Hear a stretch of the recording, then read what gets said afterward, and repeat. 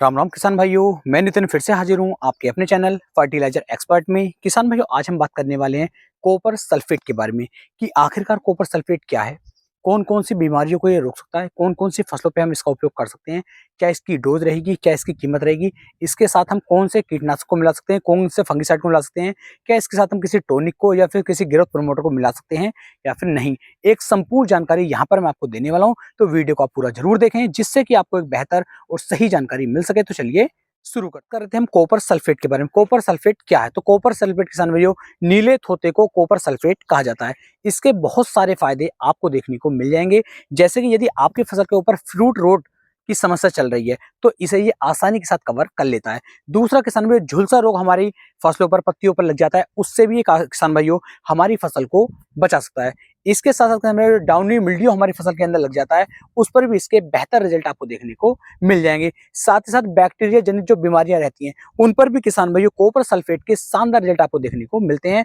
जब आप देखते होंगे, जब सभी तरह की फंगस हमारे फसलों के अंदर लग जाती है, कोई भी अच्छे टेक्निकल जब फेल हो जाते हैं तो लास्ट में जाकर के कॉपर सल्फेट का ही हमें उपयोग करना होता है, तभी जाकर के किसान भाइयों हमारी जो फसलें हैं इन फंगस से बच पाती हैं। किसान भाइयों, बात करते हैं कॉपर सल्फेट किस तरीके से हमारी फसलों पे कार्य कर सकता है, इसकी कितनी डोज लेकर के हम इसका स्प्रे कर सकते हैं। तो सबसे पहले आपको ध्यान देना है, कॉपर सल्फेट की जो मात्रा लेनी है वो आपको लेनी है 1 किलोग्राम प्रति एकड़ के हिसाब से, और इसे आपको भिगो करके रख देना है। भिगो करके रखने का तरीका क्या है?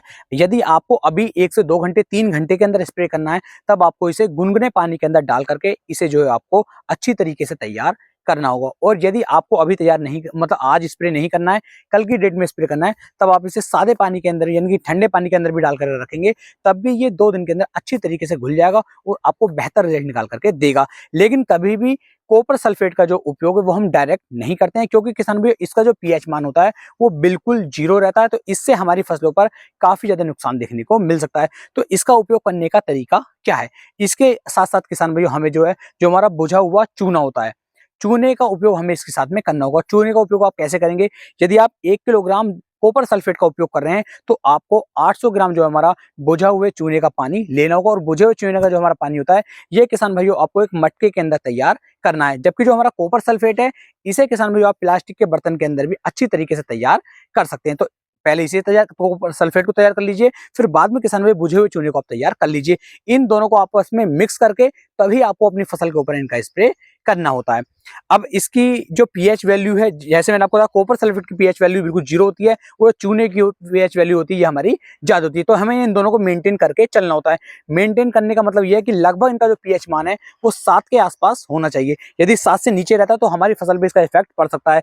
लेकिन जो कॉम्बिनेशन मैंने आपको बताया है 1 किलोग्राम कॉपर सल्फेट का और 800 ग्राम चूने का, इन दोनों को आप मिक्स करके तो बिल्कुल पीएच वैल्यू बिल्कुल नॉर्मल आती है, जिसका स्प्रे आप अपनी फसल के ऊपर करेंगे तो दी बेस्ट रिजल्ट यहाँ पर आपको देखने को मिल जाएंगे। कॉपर सल्फेट के अंदर किसान भाइयों क्यूप्रिक नाम का जो हमारा टेक्निकल है वो देखने को मिल जाता है।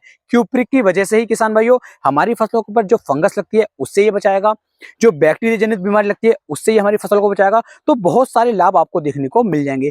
बात करते हैं कौन कौन सी फसलों पे हम इसका उपयोग कर सकते हैं। तो हमारे जो कॉपर सल्फेट और हमारे चूने का जो ये कॉम्बिनेशन तैयार होता है, इसका उपयोग आप फसल की किसी भी अवस्था में कर सकते हैं, किसी भी फसल पर आप इसका उपयोग कर सकते हैं, कोई भी दिक्कत देखने को नहीं मिलेगी।